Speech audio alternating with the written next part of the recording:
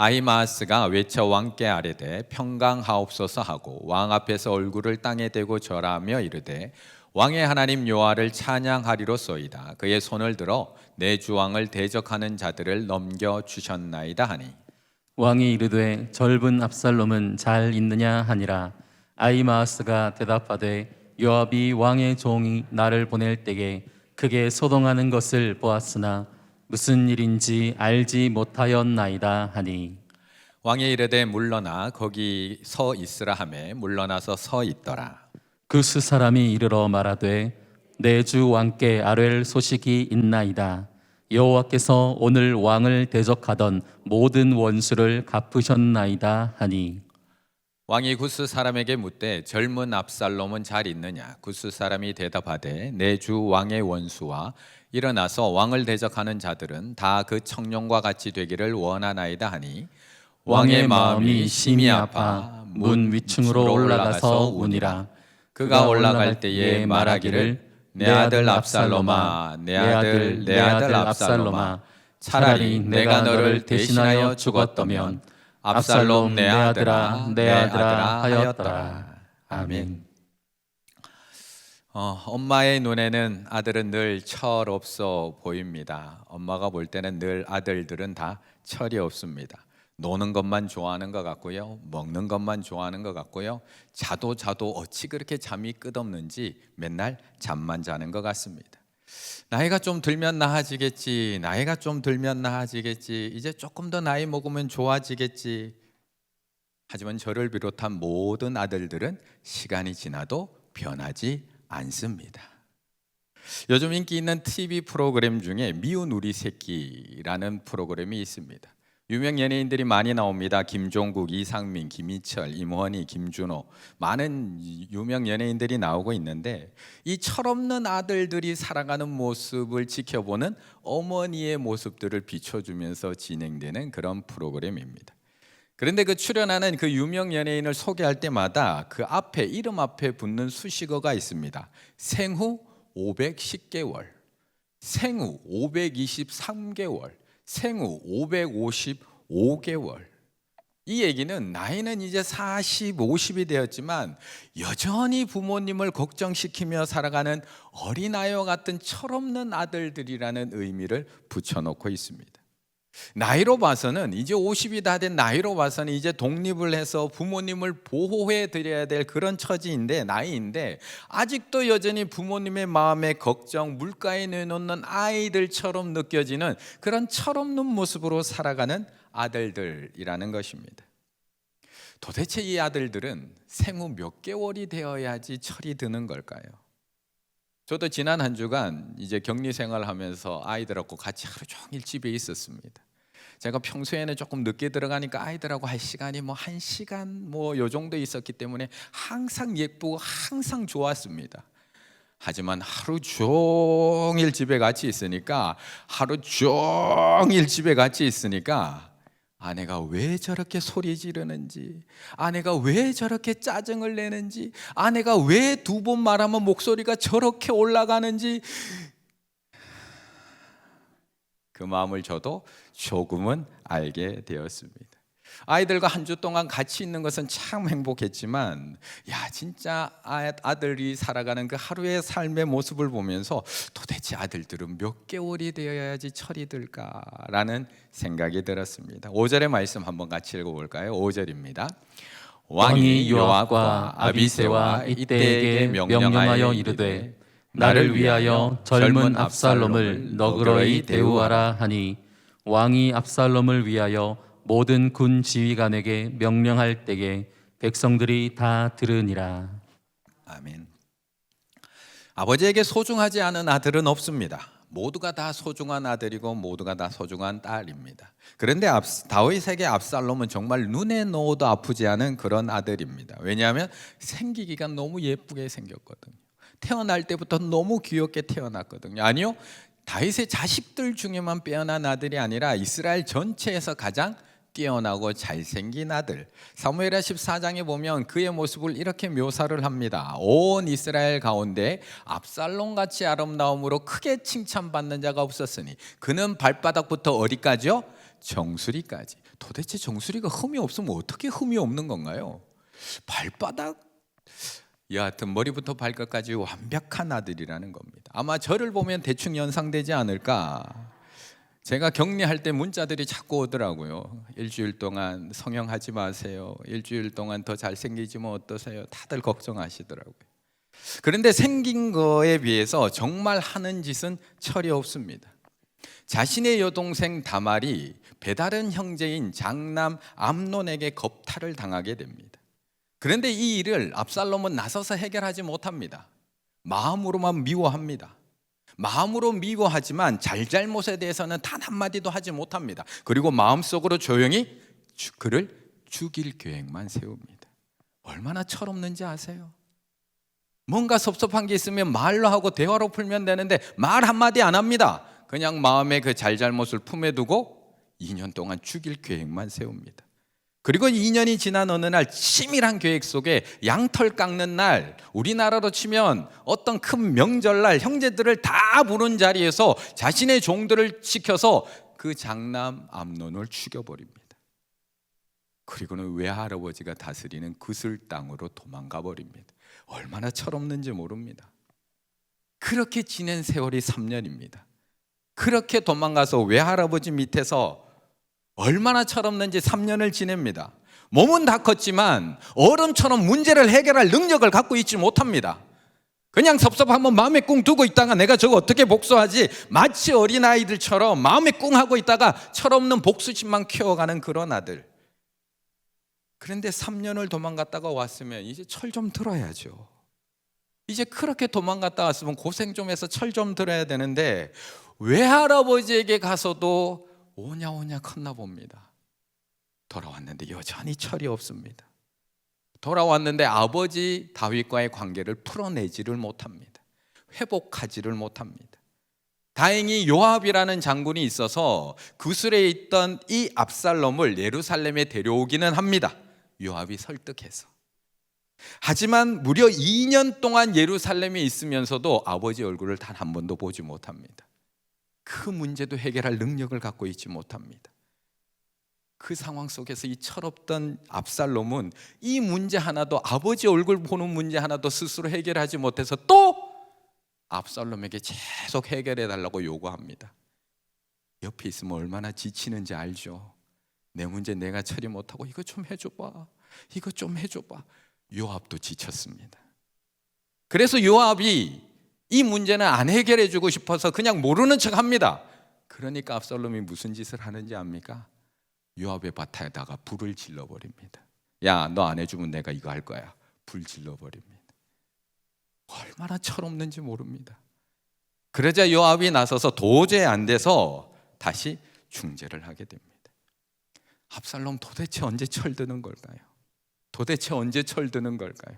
세월 더 지나면 철들까요? 결국 이 철없는 아들은 마지막에 돌이킬 수 없는 사고를 칩니다. 그게 바로 아버지 다윗을 반역하는 사건입니다. 나이 많은 아버지가 이제 자신과 화해를 했으면, 어떻게 해서든 억지로든지 화해를 했으면 이제 나를 자신의 후계자로 세워줘야 되는데 아버지가 세우지를 않는 겁니다. 첫째 암논 죽었죠. 둘째는 이름도 나오지 않죠. 그러면 셋째인 압살롬 내 차례인데 당연히 이제 내가 후계자로 지명받고 세워져야 되는데 아버지가 못 믿어왔던지 지명하지 않습니다. 공식화하지 않습니다. 그러자 철없는 방법, 반란을 일으킵니다. 자기 나름대로 머리를 써서 사람들 모아서 고향 헤브론으로 가서 거기서 스스로 왕이 됩니다. 이런 아들을 보고 있는 다윗의 마음 어땠을까요? 집에서만 하루 종일 있으면서도 철없는 아들 모습을 보면 속이 뒤집히는데, 이런 아들을 모습을 보고 있으면 다윗 쳐 죽이고 싶었을까요? 괘씸했을까요? 아니면 그 철없는 아들을 보며 이 못난 아비 때문이지, 이 못난 아비 때문이지 마음이 아팠을까요? 그래서 5절, 자신의 장수, 전쟁에 나가는 자신의 장수와 부하들에게 말도 안 되는 명령을 하고 있는 겁니다. 왕이 요압과 아비새와 이때에게 명령하여 이르되, 세 팀으로 나눴거든요. 전쟁에 나갈 자신의 부하들을 세 팀으로 나눴거든요. 그 부하들을 내보내면서 뭐라고 명령하느냐? 나를 위하여 젊은 압살롬을 너그러이 대우하라 하니, 전쟁에 나가는 자기 부하들에게 젊은 압살롬을 너그러이 여겨달라고 부탁하고 있습니다. 전쟁에 나가는 장수들에게 왕으로서 말도 안 되는 명령을 내립니다. 압살롬은 다윗에게는 아들일지 모르지만 전쟁에 나가는 이들에게는 적군의 수장입니다. 이쪽도 다윗이 죽으면 끝나는 전쟁이고요, 저쪽도 압살롬이 죽으면 끝나는 전쟁입니다. 발락을 일으킨 저쪽도 반란을 일으킨 압살롬 죽으면 전쟁 끝납니다. 그런데 다윗은 젊은 압살롬 너그러이 대우해줘, 살려달라고 명령합니다. 아버지 다윗으로서는 충분히 이해할 수 있는 명령이지만 부하들의 목숨까지도 책임지고 있는 왕으로서는 도저히 이해할 수 없는 명령입니다. 그래서 다윗이 뭐라고 계속 강조하고 있느냐? 젊은 압살롬, 젊은 압살롬, 나아르, 미성숙한 아이, 미성숙한 아이, 미성숙한 압살롬이야, 철없는 압살롬이야, 아무것도 몰라서 지금 이 짓을 하고 있는 거야. 너희들이 조금 이해해줘, 이 얘기하고 있는 겁니다. 위클리프라고 하는 신학자는 이 부분을, 다윗은 압살롬을 소년이라고 부름으로써 아직도 압살롬을 정치적 반란자이기보다는 자신의 철없는 아들로 생각하고 있다는 것을 보여주고 있는 겁니다. 다윗은 마지막까지 철없는 아들의 소식을 기다리고 있었던 겁니다. 그래서 나중에 29절에 보게 되면 자신에게 승리의 소식을 갖고 온 그 사람에게도 젊은 압살롬은 잘 있느냐, 그 철없는 압살롬은 잘 있느냐. 그런데 그 아버지의 마음을 모르는 사람들은 뭐라고 할까요? 그 아버지의 마음을 모르는 사람들은 옆에서 뭐라고 할까요? 야, 저 집에 그 아들만 없으면 아무 걱정 없어. 저 집에 그 아들만 없으면, 저 나라에 그 아들만 없으면 왕이 평안해, 왕이. 14절의 말씀 함께 읽겠습니다. 14절입니다. 요압이 이르되 나는 너와 같이 지체할 수 없다 하고 손에 작은 창 셋을 가지고 가서 상수리 나무 가운데서 아직 살아있는 압살롬의 심장을 찌르니. 아멘. 저런 철없는 아들 있는 게 나으세요, 없는 게 나으세요? 저런 철없는 아들 있는 게 좋을까요, 없는 게 좋을까요? 예전 성기동 교회 한 집사님 아들은 대학생인지 입학을 했는데 학교를 안 갑니다. 게임에 빠져서 학교 갈 생각을 안 합니다. 아침에 눈 떠서 밤에 잘 때까지 게임만 하고 앉았습니다. 그러나 어느 날 통신비가 200만 원, 300만 원씩, 나중에는 1000만 원이 넘어가는 통신비가 나옵니다. 게임 결제해서 그거가 갚아준 금액만 수천입니다. 이런 아들 있는 게 나을까요, 없는 게 나을까요? 제가 그 아들을 만나서 상담도 해보고, 옆에서 그 엄마는 야채 가게 하시거든요. 옆에서 보고 있으면 답답합니다. 아이고, 저 아들만 없으면 평안하실 텐데, 차라리 저 아들이 없는 게 더 낫겠다 라는 마음이 들 때가 한두 번이 아닙니다. 아들이 나이 들어도 철이 없습니다. 성공하겠다고 도시에 나갔는데 쉽지 않습니다. 어려울 때마다 시골에 와서 부모에게 돈 내놓으라고 소리 지릅니다. 논 판 돈, 소 판 돈, 밥 판 돈, 집 판 돈 다 가져갑니다. 그리고 심지어는 아버지 암 진단금까지 받아가서 다 탕진해버립니다. 그러고도 정신 차리지 못해서 또 시골 내려와서 아버지에게 돈 내놓으라고 하는 아들 있는 게 나을까요, 없는 게 나을까요? 몇 년 전에 안녕하세요라는 프로에 출연했던 엄마가 있습니다. 아들이 태권도 선수를 하다가 그만두고 삐딱하게 나가기 시작합니다. 가출은 기본이고요, 엄마의 현금, 통장, 심지어는 반지까지 팔아서 나가서 가출해서 방어도 삽니다. 거기다가 친구들 명의 다 빌려서 개통한 핸드폰만 20개입니다. 나중에 엄마에게 온 빚이 3천만 원. 그 빚 갚으려고 엄마는 식당에서 일을 시작합니다. 파 절단기를 가지고 팥 썰다가 손가락까지 나중에는 잘릴 위기에서 큰 수술을 받게 됩니다. 물론 그 프로그램에서는 훈훈하게 화해하고 프로그램은 끝났지만 그런 아들 있는 게 나을까요?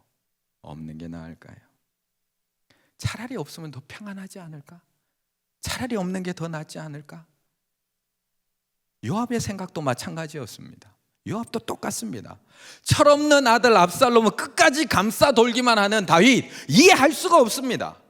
저 아들 하나로 인해서 지금 나라가 이 모양 이 꼴인데 아직도 다윗은 철없는 압살롬을 너그러이 대우해달라고 명령하는 왕, 이해할 수가 없습니다. 저 아들 하나만 없으면 나라가 평안하고 왕위도 평안하고 백성들도 이 고생을 할 필요가 없는데 여전히 자기 아들만 감싸고 도는 왕의 명령 따를 수 있을까요? 요압의 왕의 마음을 모르고 있는 거 아닙니다. 분명히 알고 있습니다. 오늘 다윗은 분명히 모든 군지관들, 부하들이 있는 자리에서 백성들이 다 듣도록 명령합니다. 그래서 압살롬을 가장 먼저 발견한 다윗의 부하도 압살롬을 죽이지 않습니다. 그리고 달려와서 대롱대롱 매달려 있는 압살롬을 보고 달려와서 상수리 나무에 달려 있다고 요압에게 보고합니다. 그러자 요압은 도리어 이렇게 이야기합니다. 왜 바로 쳐서 죽이지 않았어? 네가 그를 쳐서 죽였으면 내가 은 10개와 허리띠 1개를 줬을 텐데 왜 안 죽였냐고 도리어 질책합니다. 그러자 그 부하가 요압에게 이렇게 대답하는 겁니다. 12절 함께 읽을까요? 시작. 그 사람이 요압에게 대답하되 내가 내 손에 은 1000개를 받는다 할지라도 나는 왕의 아들에게 손을 재지 아니하겠나이다.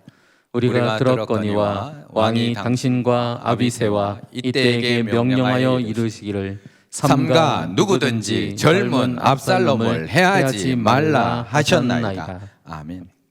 다 알고 있습니다. 지간들에게만 얘기한 것도 아닙니다. 부하들이 다 있는 자리에서 명령해서 다 알고 있습니다.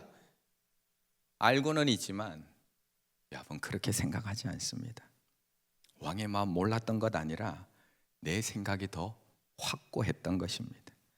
저 철없는 아들만 없으면 평안할 텐데, 저 철없는 아들만 사라지면 이 모든 문제 다 사라지고 다시 이 나라에 평화가 찾아올 텐데, 그래서 결국 왕의 마음을 알고 있지만 요압은 작은 창셋을 가지고 가서 상수리 나무에 매달려 있는 이 압살롬을 그 심장을 찔러 죽입니다.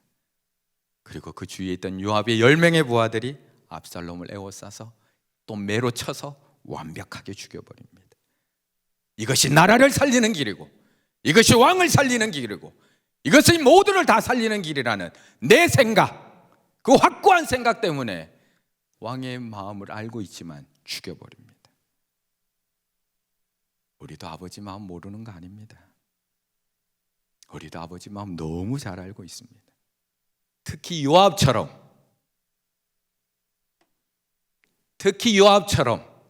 항존직 정도의 자리에 앉아 있으면 다 알고 있습니다.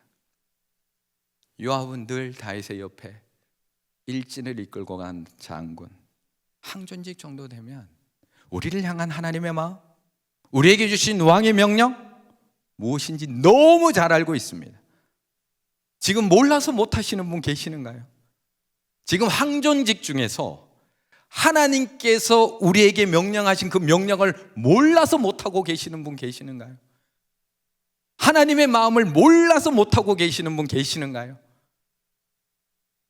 마태복음 22장, 하나님께서 우리에게 2계명을 주셨습니다.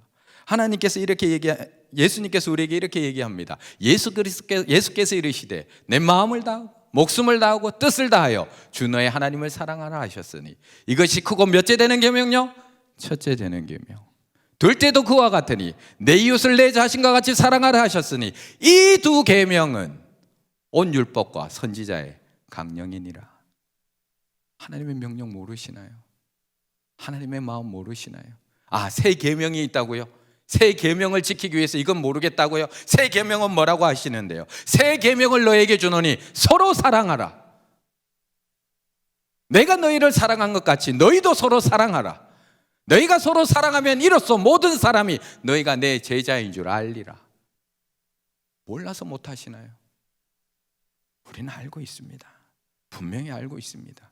왕의 명령도 알고 있고 아버지의 마음도 알고 있습니다. 하지만 우리는 절대 동의할 수는 없습니다. 내 생각에 저 사람만 없으면 우리 집이 평안할 것 같거든요.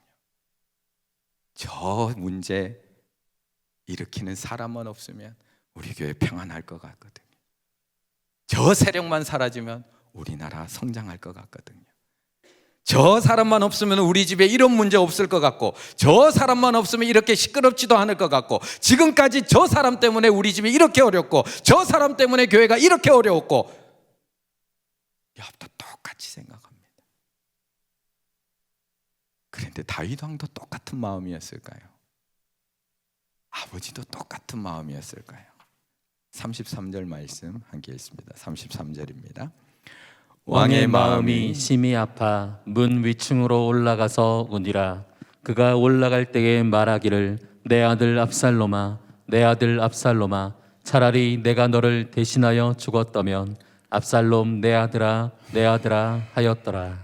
아멘. 사실 이 다윗 왕의 명령은 이해할 수 없는 명령 맞습니다. 특히 요압의 입장에서 본다면 도저히 받아들일 수가 없는 명령입니다. 지금 누구 때문에 이 고생하고 있는데요? 지금 누구 때문에 이스라엘 백성들이 여기까지 도망 나와야 되는데요? 지금 누구 때문에 나라가 이렇게 반으로 갈라져야 되는데요? 지금 누구 때문에 남의 집 귀한 자식은 목숨을 걸고 전쟁을 해야 되는데요? 지금 누구 때문에 우리가 이 모양 이 꼴로 살아가고 있는데요? 그런데 다윗은 온통 아들 생각뿐입니다. 아들이 살아 돌아오기만 기다리고 있습니다. 그가 살아있다는 소식만을 기다리고 있습니다. 그래서 사독의 아들인 아히마아스가 전해준 승리의 소식은 단 하나도 기쁘지가 않습니다. 아히마아스는 왕이 승리의 소식을 기다리고 있을 거라고 생각해서 숨도 안 쉬고 거기서 여기까지 단걸음에 달려옵니다. 그래서 아히마아스가 승전보를 전해주는데 다윗이 기뻐하지를 않습니다. 그 승전보를 전하는 아히마아스에게 다윗은 도리어 묻습니다. 29절 왕이 이르되 젊은 압살롬은 잘 있느냐 하니라. 아히마아스가 대답하되 무슨 일인지 알지 못하였나이다 하니 왕이 이르되 물러나 거기 서 있으라 하며 물러나 서 있더라. 그 소식은 안 기쁘다는 겁니다. 우리 팀이 이겼다는 소식 안 기쁘다는 겁니다. 우리 편이 승리했다는 소식 안 기쁘다는 소식 기다립니다. 왕이 기다리고 있는 소식은 승리의 소식이 아닙니다. 왕이 들고 오기를 바라고 있는 소식은 이 전쟁에서 승리했다는 소식이 아니라 내 아들 압살롬이 살아있다는 소식, 나의 철없는 아들 압살롬이 그래도 죽지 않고 살아있다는 그 소식을 아버지는 기다리고 있는 겁니다. 그렇다면 하나님 아버지가 우리에게 기다리고 있는 소식이 무엇일까요? 우리의 아버지 되신 하나님께서 우리가 들고 오기를 기다리고 있는 소식이 도대체 무엇일까요? 우리 충일교회 항존직이 도대체 무슨 소식을 들고 하나님 앞에 달려가려고 하고 계시는가요? 승전보 들고 달려가길 원하고 계시는가요? 우리 편이 이겼다는 소식, 우리 편이 승리했다는 소식, 내가 더 큰일 해놨다는 소식, 내가 더 많은 봉사했다는 소식, 내가 더 많이 가르쳤다는 소식.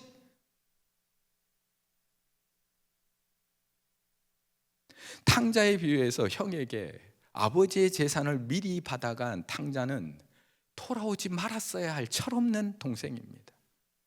우리나라의 기준으로는 철없는 아들 정도입니다. 그렇게 재산 받아가는 게 우리나라 기준으로 보면 진짜 철없는 아들이다, 아버지한테 재산 먼저 받고 참 철없는 아들이다. 하지만 유대 문화에서는 아버지가 죽기 전에 아버지의 재산을 상속받아서 방탕한 생활을 하다 돌아온 이 둘째는 페류나입니다. 철없는 아들이 아니라 페류나입니다. 그 동생만 없으면 우리 집은 평안합니다. 그 동생만 없으면 아버지의 마음 더 아플 일 없습니다. 그 동생만 없으면 아버지가 더 이상 동네 사람들에게 손가락질 받지 않아도 됩니다. 유대인의 상속법으로 볼 때 작은 아들의 요구는 대단히 파렴치한 것이었습니다. 소유권뿐만 아니라 처분권까지도 모조리 요구하고 있는 것입니다. 아들의 행동에 대해서 비유를 듣는 청중은 이 이야기 비유를 듣는 순간 그 아들 패륜하네 라고 분개했을 것입니다. 중요한 것은 그럼에도 불구하고 아버지가 철없는 아들의 요구를 다 들어준다는 사실입니다. 형이 아버지의 마음을 몰랐을까요? 장남이 지금 아버지의 마음이 어떠한지 몰라서 이 행동을 하고 있을까요? 알고 있습니다. 그런데 이해할 수가 없습니다. 요압이 다윗의 마음과 명령을 알고 있음에도 이해할 수 없어서 받아들일 수 없어서 압살롬을 죽였던 것처럼 장남도 아버지의 마음 분명히 알고 있습니다. 인정할 수 없을 뿐입니다. 그래서 살아 돌아온 동생의 잔치에 화를 내며 들어가지 못하고 있는 겁니다. 그런데 아버지의 마음은 어떠했을까요? 페류나 아들을 둔 아버지의 마음, 철없는 아들을 둔 아버지의 마음은 오늘 똑같이 다윗과 똑같은 마음 아니었을까요? 페류나와 같은 우리를 아들로 두고 있는, 페류나와 같은 우리를 아들로 두고 있는 하나님의 마음, 오늘 다윗과 똑같지 않았을까요? 내 아들 압살롬아, 내 아들 압살롬아, 차라리 내가 너를 대신하여 죽었더라면, 차라리 내가 너를 대신하여 죽었더라면. 다윗은 왕이기는 했지만 아들을 위해서 대신 죽을 수 없는 왕이며 아버지였습니다. 그래서 그는 지금 가슴을 치며 통곡하고 있지만 대신 죽을 수가 없습니다. 하지만 하늘 아버지께서는 정말 자신의 철없는 아들을 위해서, 철없는 우리들을 위해서 페륜나와 같은, 아버지를 버리고 떠난 페륜나와 같은 우리를 위해서 정말 대신 죽으셨습니다. 그리고 다시 살려내셨습니다. 그것이 저 십자가입니다. 고난은 주간을 보내고 있는 우리들, 왜 예수님이 고난 당하셔야 했을까요? 왜 예수님께서 십자가의 길을 걸어가셔야 했을까요? 왜 예수님께서 십자가에서 그 온갖 수치와 조롱을 당하셔야 했고 목박힘을 당하셔야 했을까요? 왜 예수님께서 십자가에서 소리 지르면서 대신 죽으셔야 했을까요? 차라리 내가 너를 대신하여 죽었더라면. 이게 아버지의 마음 아닌가요? 항존직은 그 은혜를 잊지 않고 섬기는 사람들입니다. 항존직은 직분의 높음을 의미하는 것이 아니라 나를 대신하여 죽으신 그 주님의 사랑을 잊지 않고 변함없이 변함없이 하나님을 섬기는 사람들. 항존직은 아버지의 마음을 알고 그 마음으로 변함없이 그 마음으로 섬기는 사람들. 교회에 항상 있어야 될 직분, 목사, 장로, 안수집사, 권사, 이 땅에 교회가 있는 한 항상 교회에 있어야 될 직을 이어가는 사람들. 그런데 우리도 점점 요압처럼 되어가고 있는 거 아세요? 우리도 점점 요압처럼, 우리도 점점 큰아들처럼. 분명히 왕의 마음 알고 있습니다. 왕의 명령 압니다. 아버지의 마음도 알고요, 아버지가 지금 누구를 기다리고 있는지도 알고 있습니다. 하지만 도저히 인정할 수가 없습니다. 받아들일 수가 없습니다. 저 사람만 없으면 모든 것이 평안할 것 같은데, 저 사람만 없으면 모든 문제 다 없을 것 같은데. 그래서 왕이 그렇게 살아 돌아오기만을 기다리고 있는 압살롬을 죽여버립니다. 그리고 한 채의 부끄러움도 없습니다. 왜요? 왕을 위해서, 나라를 위해서, 부하들을 위해서, 교회를 위해서 했거든요. 그런데 우리가 반드시 기억해야 될 중요한 사실, 큰아들인 우리가 반드시 기억해야 될 중요한 사실, 하나님은 나만을 위해 대신해서 죽은 것이 아니라는 겁니다. 로마서 14장 15절, 만일 음식으로 말미암아 내 형제가 금심하게 되면 이는 내가 사랑으로 행하지 아니함이라. 그리스도께서 대신하여 죽으신 형제를,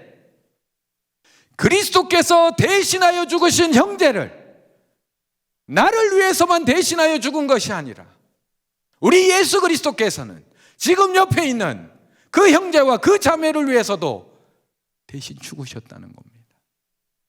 그것을 너의 음식으로 망하게 하지 말라.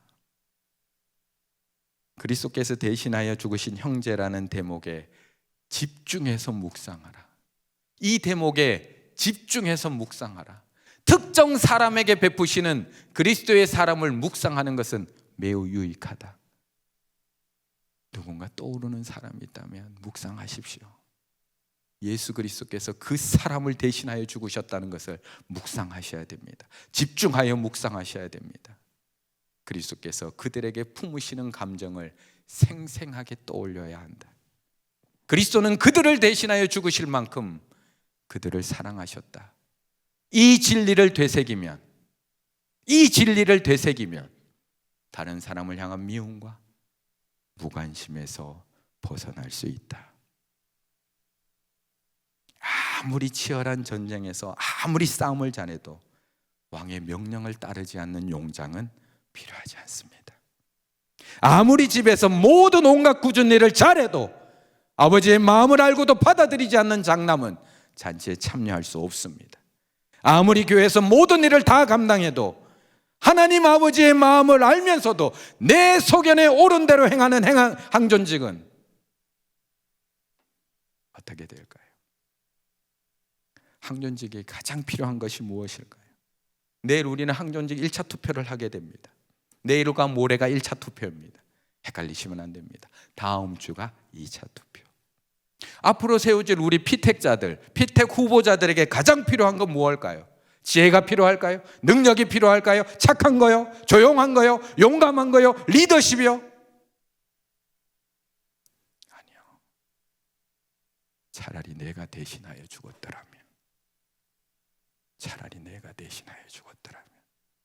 아버지의 마음을 잃어버리면 다 잃어버립니다. 우리는 아버지의 마음으로 일하는 사람들, 아버지의 뜻에 따라 섬기는 사람들, 아버지의 명령에 순종하는 사람들, 그리스도는 머리 되시고 우리는 몸이 되는 사람들, 아버지의 마음을 아는 것으로 끝나지 않고 그 마음을 품고 내가 그 마음대로 순종하며 살아갈 때 그거 하나면 충분합니다. 오늘 이 밤에 우리가 같이 기도하실 텐데 그 마음 달라고 기도하셔야 됩니다. 그 마음 아는 것으로 끝나지 않고요, 그 마음이 나의 마음 되게 해달라고 기도하셔야 됩니다. 알긴 다 합니다. 모르는 사람 아무도 없습니다. 중요한 것은 그 마음이 내 마음이 되느냐의 문제입니다. 내 기준으로 철없는 형제를 바라보는 것이 아니라 차라리 내가 대신하여 죽었더라면 아버지의 눈으로 형제를 바라보게 하여 주시옵소서. 내 기준으로 폐륜아인 동생을 바라보는 것이 아니라 아버지의 마음, 그 마음으로 저 철없는 동생, 저 철없는 폐륜아와 같은 아들 바라보게 해달라고. 그러면 무슨 사역이 힘들까요? 무슨 직분이 어려울까요? 어떤 사람이 힘들까요? 어떤 문제가 어려울까요? 오늘 이 밤 그 마음 달라고. 내일 우리가 투표를 통해서 그 마음 가진 자가 하나님 앞에 세워지게 해달라고. 그것을 기도할 수 있는 우리 항존 직분자들과 또한 피택 후보자들 다 되시기를 간절히 바라겠습니다.